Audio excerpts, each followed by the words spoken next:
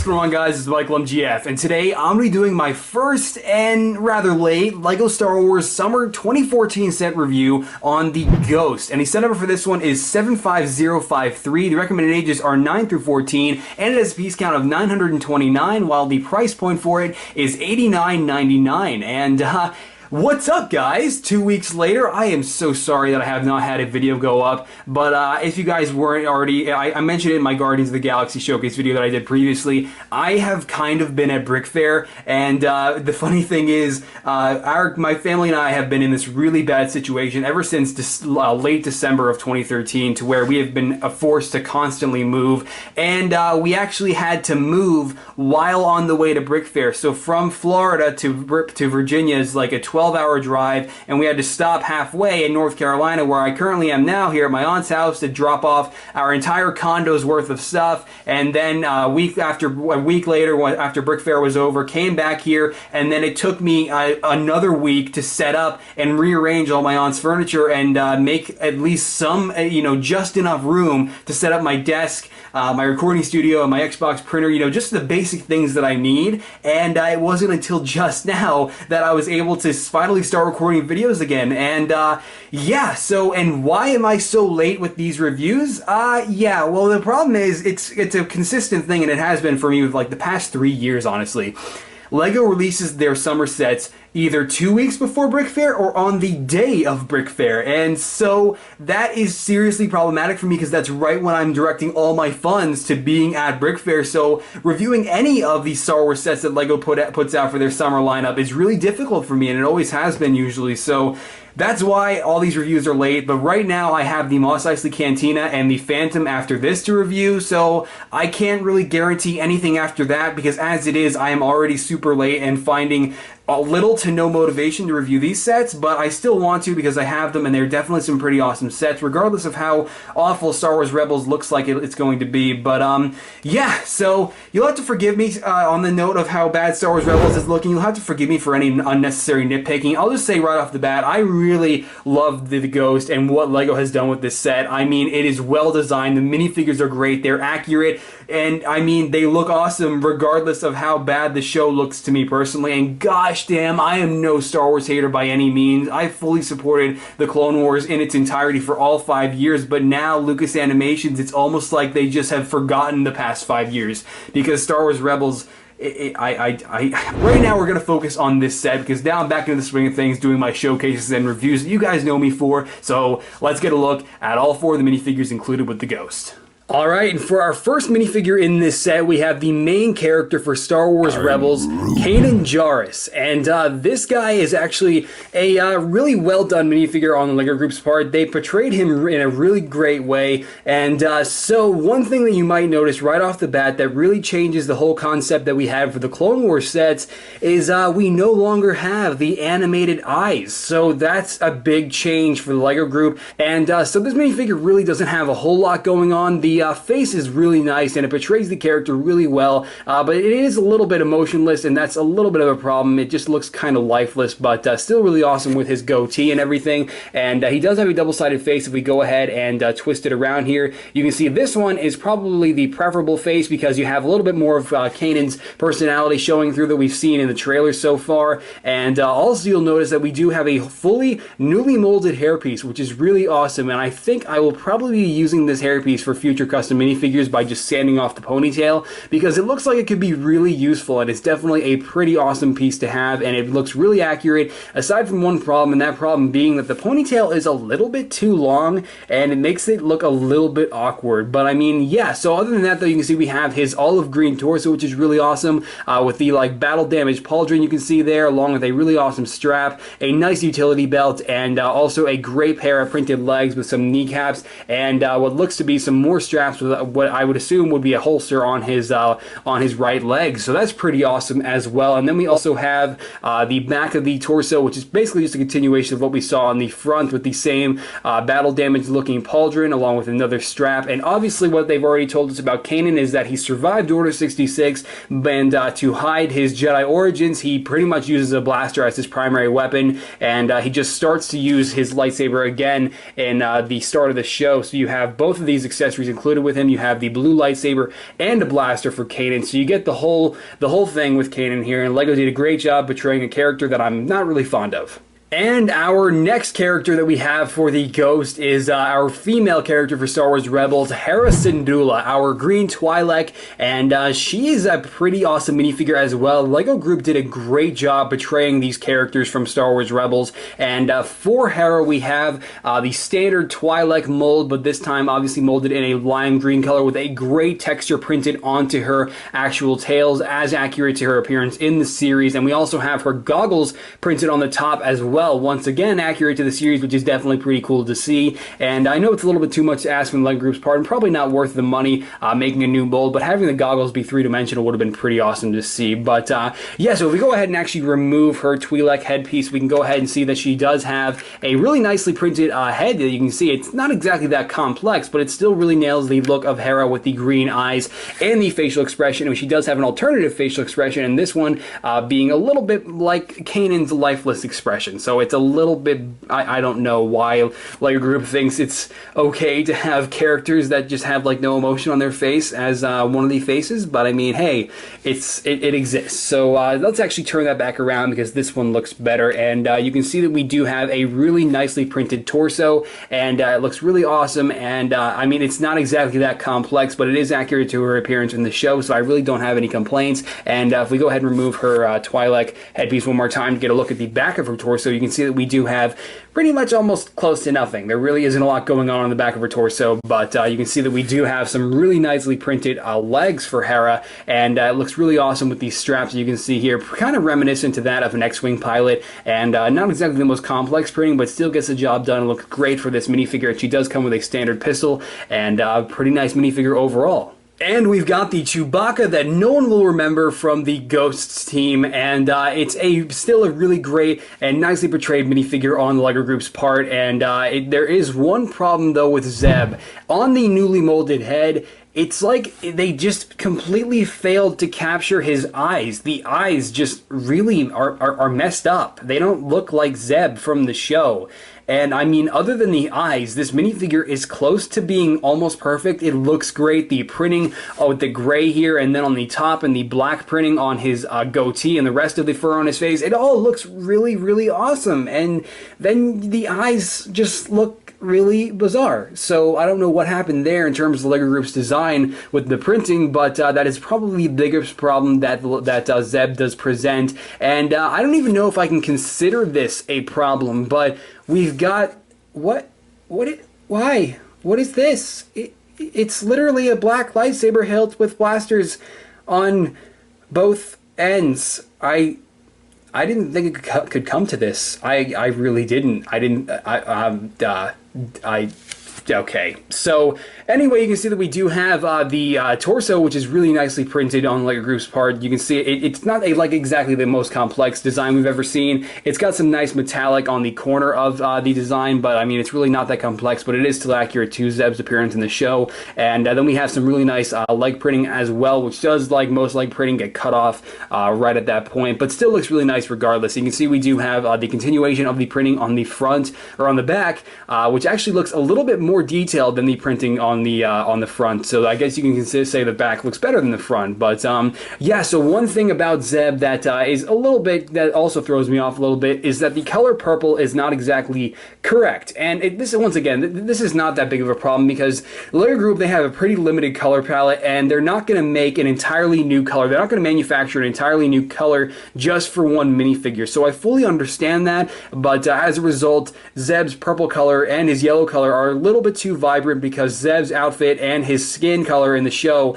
are just a little bit more pale than this. His skin is more pale and his outfit is not as color vibrant like this, but I mean, it still works for what the group had to work with. Aside from the eyes and whatever the hell this is a fantastic minifigure. So for our final minifigure for the Ghost, we have the homeless stormtrooper that completely falls out of Star Wars continuity and canon, and you can see this is actually the most controversial minifigure as part of the Star Wars Rebels sets, and that is simply because this stormtrooper has been called many names, mostly relating to Italians, because he kind of looks like he has a mustache to some people. I don't know why. I mean, when I look at the stormtroopers in Star Wars Rebels, and then I look at this, this actually works for me. I am one of the very few people who actually think that this design looks pretty awesome, and I'm pretty fond of it. So you're not going to hear a lot of hate from me coming toward this Stormtrooper, because I actually really do like the look of it. And the printing is really nice. It's detailed. You have some really nice detail in the eyes within the actual breather itself. On the bottom here, the mouth has some different color variety to it, and the outlines up here. The printing is great to me, and I think the design looks fine. And obviously, just similar to the way the LEGO Group repurposed the Phase 1 animated series Clone Trooper helmets, along with the animated Clone Wars Phase 2 helmets, they've pretty much done the same thing and repurposed the standard Stormtrooper helmet to carry it over into the Star Wars Rebels lineup. So that's perfectly fine, because it honestly still makes sense regardless. And like I mentioned earlier, this completely falls out of Star Wars canon because LEGO completely just bailed out on even considering to give us a new head for the Stormtroopers. Honestly, just give us a black head, because these are not clones, and this is a bit problematic because this series takes place 14 years after Revenge of the Sith, and by that point almost all the clones will have died out, so there are no more clones in Stormtrooper outfits, and this is not right. So just give us a black head, because this is unnecessary. And by putting the helmet back on, actually let's keep it off to give you a better look at the torso printing, which looks really awesome. Easily one of the best Stormtrooper designs yet. And the same can be said about the back, although the back is a little bit simple for my liking. And you can see that we do have some really nice leg printing for Stormtroopers. We don't get a lot of Stormtrooper leg printing, and to finally have a pair of legs that is plain, that doesn't have any like Sandtrooper markings or anything like that on them, is really refreshing to have. So that's pretty awesome to see, and it's a great pair of printed legs. And yeah, so this Stormtrooper is awesome. I honestly don't have a problem with the helmet design. He comes with a standard long blaster, and the only problem with the Stormtrooper is that LEGO thought that that they're clones in this series, which they're not. So that's a little bit of a problem, but it can be easily fixed if you have a black head lying around. But yeah, so that's pretty much it for all the characters for the Ghost, and now we can go ahead and take a look at the actual set. Alright, and now we're going to move on to the actual set itself, the Ghost. And this vehicle in the show, I have to say, is one of the very few things I actually am looking forward to about Star Wars Rebels, is the ship itself that they're actually going to be using throughout the entirety of the show. And it is a really great vehicle, especially in the way the LEGO Group has portrayed it here. It looks exactly like the one in Star Wars Rebels, and LEGO Group just did a phenomenal job, except one big, really cheap flaw that I will point out a little bit later. But yeah, so starting off with the very first feature, we have the two main cockpits. Now this one opens up, and this is actually not a sticker, but what you see here, this design on top of the secondary cockpit is a sticker. But yeah, so the main one opens up, and this entire thing actually slides out. And what's funny about this is you have a sticker right there. By the way, the two the two control sticks that Kanan uses to fly this thing.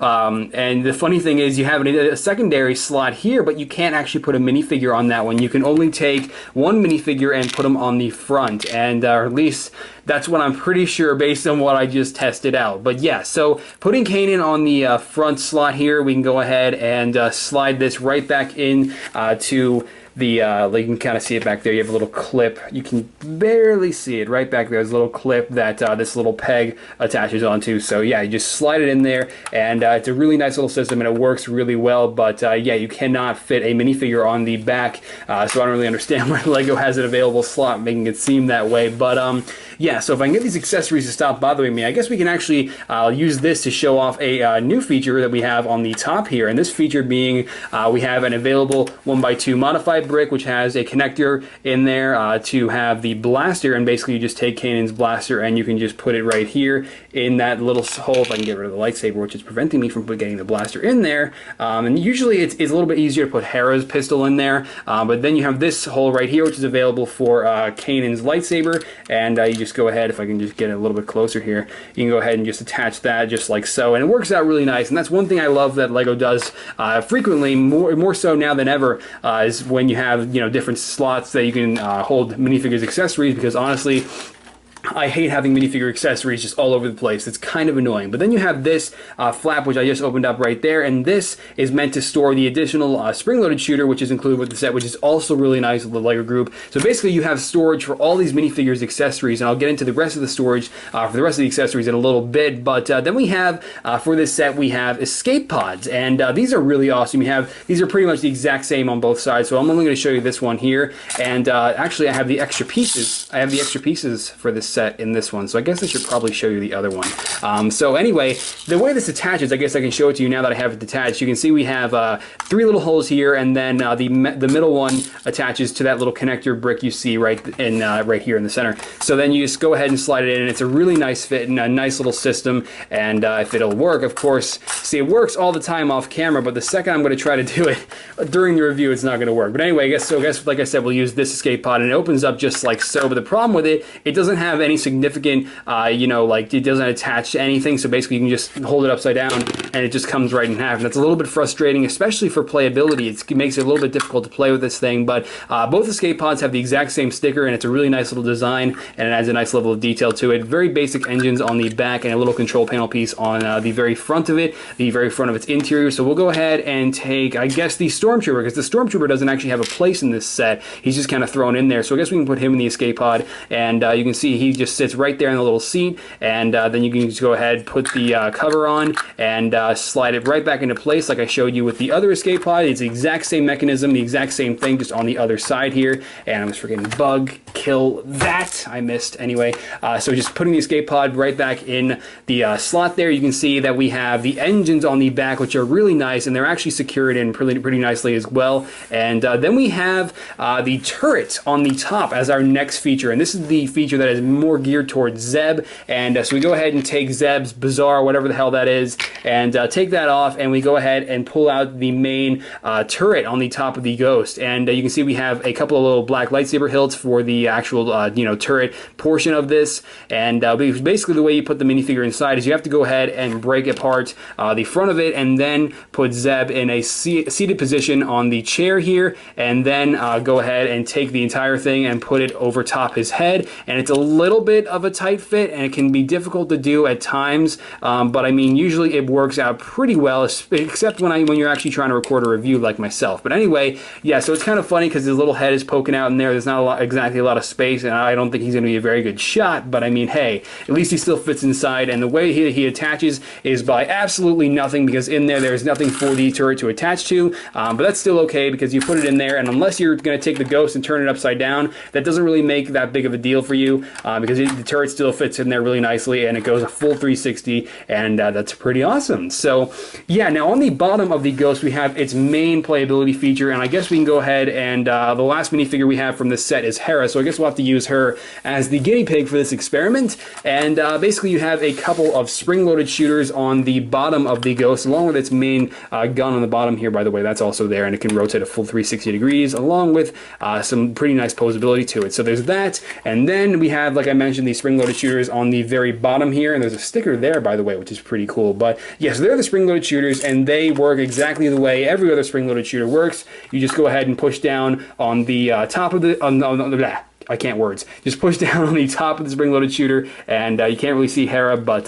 I'll do my best to aim and fire. I miss, so that is how that works. So if you're a better shot than me, it is a lot more exciting. But then we have one of the last features for the Ghost, and that is the little holocron, I guess you can say the holocron hatch, because you pull back on this little red connector piece, and then this hatch falls out, and then you can go ahead and pull off the crate. And if we go ahead and just close up the hatch once more, you can see that inside this little crate we've got a holocron, and LEGO seems to include this with about as many vehicles as they can. I doubt there's actually going to be a holocron early on in Star Wars Rebels, but you still have one in this set, and it's the basic holocron design. We see these across all kinds of different Star Wars sets. It's nothing, no surprise, but it is included just, I guess, as a bit of storytelling for kids when they play with the Ghost, and I think it's a great little thing to have in various different sets. And yeah, so if we can go ahead and pull the hatch back down, this little crate attaches to the 2x2 available space you can see right here on the bottom,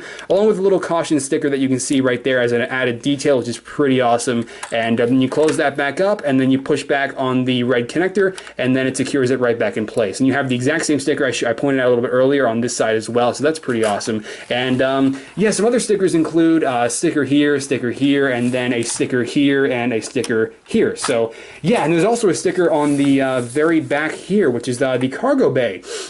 And the cargo bay is actually used to have the Phantom. You might notice that this thing is pretty much missing half of it. You're basically missing, well, I wouldn't say half, but a good chunk of the Ghost is missing. And this is about the cheapest thing I've seen the LEGO Group do with Star Wars in a long time. You have to buy the Phantom to complete the Ghost. And so I think that's a little bit lame. LEGO might as well have just made this a $120 set to give us the full thing, but instead they broke it up into two different sets, and you have to buy both the Ghost and the Phantom. And man, I feel bad for the little kid that doesn't know that, because he's going to buy his Ghost and he's going to be missing the entire back of the vehicle. So unless you have the Phantom, this is what the set looks like from the back, and that's really disappointing that you have to pay on top of the 90 bucks, you have to pay another 25, and that is really lame. But if you have the Phantom, it still fits in really nicely on that little stud you can see right there. But man, you do not want to turn this thing upside down when playing with it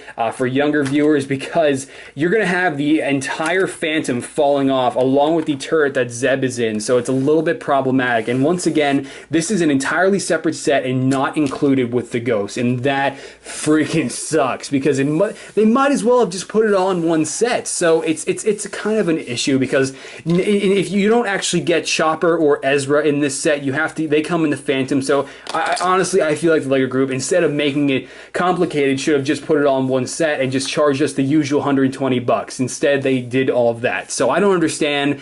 I don't plan on understanding, but that's just the reality of the first two Star Wars Rebels sets. And if we go ahead and move Zeb's turret to the left a little bit, we have this little hatch that opens up, and inside we have another caution symbol, and we have a couple little slots there that you can see that we can go ahead and store some more accessories with. So I guess we'll take the Stormtrooper's rifle, because this is actually the only accessory that'll fit in here that I have not already stored, and it works out pretty well. And inside you have enough room for a minifigure, except you'd have to bend the minifigure down for them to stand inside there, or else this will not be able to close all the way. So if you have the Phantom, it's a little bit better to have Chopper in that little slot, because it seems like it's a little bit more, it seems like it's designed for him. But yeah, so then we have the secondary cockpit, which I completely neglected to show you earlier on in this review, and we can go ahead and take Hera and put her there, and you can see we have a couple of little antennas pieces, obviously acting as control sticks for the Ghost, and you can just go ahead and seat her on the 2x2 available space, and she closes the cockpit, and she fits in perfectly. So that's pretty awesome. But yeah, so then that's pretty much it, man, for the Ghost. It's a really nicely designed set. The build is great, and I love the angular plates that we have going on here, most of which can be bent a little bit, but not a ton. And that makes the set a little bit fragile, but still accurate to the actual design from the Ghost in Star Wars Rebels. And this ship is awesome, man, but I just wish we had some better characters to pilot it in the show, because unfortunately all the characters in Star Wars Rebels really seem like they're all copied over from the original trilogy. That's just my opinion. I'll get into that toward the end of the review if you want to stick around for my little Star Wars Rebels rant. But I mean, other than that though, this set is phenomenal. The only problem with the Ghost, I have to say, is why do we have the Phantom as a separate set? Maybe there's a good reason that will be explained in the actual show, but as of right now, I don't know why the hell LEGO thought it was a good idea to have two separate sets that you have to combine into one, because it never works out for younger people. Because if I was a kid, if I was 10 years old buying this set, I was stupid. I would have not figured out that I needed the other set as well to complete this, and I would have cried. So that's just my 2 cents on that. But I mean, other than that though, that is pretty much it for the Ghost, and it's a phenomenal set with only one hard to explain problem. But I mean, yeah, I highly recommend this for anyone who's looking forward to Star Wars Rebels, and I personally am not, but I still wanted to review it for you guys and for those of you who are looking forward to the series. So now we can go ahead and take a look at the box, instruction manual, extra pieces, and we can wrap up this review. Okay, so this kind of happened, and I really apologize for this.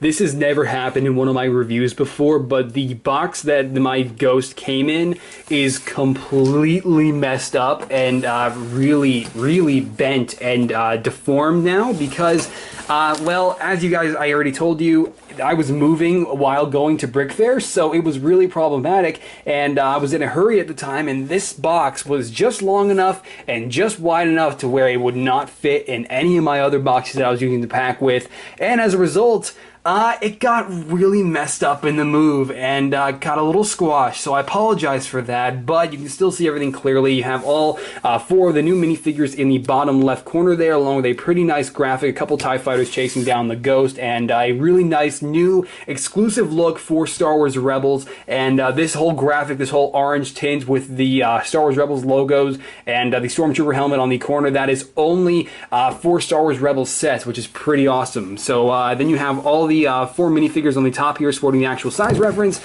along with all the other features that I just showed you with the Ghost, and this also includes a couple of action shots which actually look pretty nice, so that's pretty cool. But yeah, so other than that though, that's pretty much it for the Ghost box, and it didn't exactly survive the move, so once again I apologize for that. So the instruction manuals for the Ghost are actually pretty big. You've got the first instruction manual, which is a straight 75-page build with about nothing else really that exciting. And then we have the second instruction manual, which is about a 54-page build. And then you have some pretty awesome stuff toward the end of this one. We've got an advertisement for lego.com/Star Wars with a new design for that. And then we've got a checklist for both the actual sets themselves and then the actual minifigures that can come with these sets, which is pretty awesome to see with this new lineup, because obviously we've been getting these for the past few years. And then we have this, which I was pretty surprised by. Lego actually went above and beyond with these graphics. These look better than anything else I've seen from the Lego group in terms of their promotional artwork in a long time. Like, this actually looks really awesome. I love the way these new posters look, and then you have the one for the Imperial Star Destroyer, which looks that much cooler, and it's just, these are really awesome. I'd love to actually have the image of these on my computer or something, or have this as like a wallpaper for my phone. Maybe Lego has them on their website. I don't know, I haven't checked it out, but it's really awesome. And then obviously the classic advertisement for Lego Club, but other than that, some pretty decent instruction manuals for the Ghost. Okay, so now we can pull out my escape pod that I was using to hold the extra pieces included with this set, and you can see we actually get a pretty significant amount with the Ghost, and you can see we get a couple of additional black lightsabers, we get a ton of connectors, an antenna, an actual lightsaber hilt, these a light blue translucent blue 1x1 plate. That's useful because these are actually pretty rare. And then other than that, it's a lot of different connectors like I already mentioned, some more 1x1 plates, a lot of cheese slopes, and more connectors. So really nothing too useful, but hey, this is pretty cool. To ignite a rebellion, all it takes is a single spark.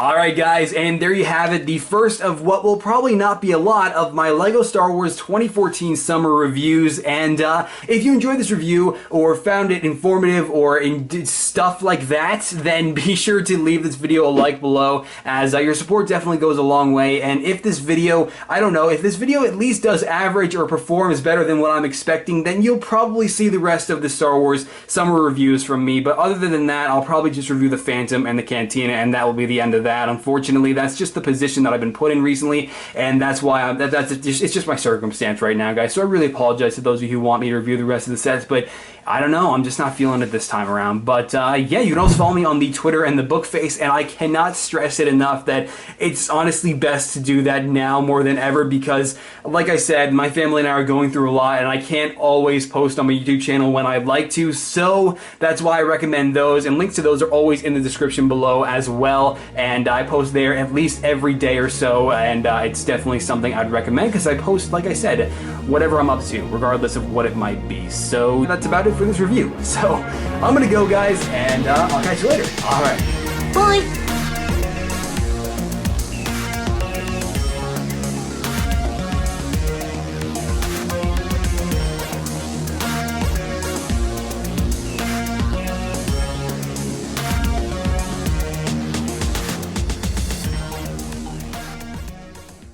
Alright guys, and there you have it, the review on, damn it. No, Aladdin, they did not give us an extra magic carpet. You lost yours, that's not my problem, go away. And for our finalized, what? Star Wars Rebels, I just feel betrayed as a Star Wars, this is getting too dramatic too fast, I need to stop. And the one thing I really want to note right off the bat is that there's a bug flying around my shot. You son of a bitch, I'm coming for you. If you enjoyed this review or found yourself I'm done.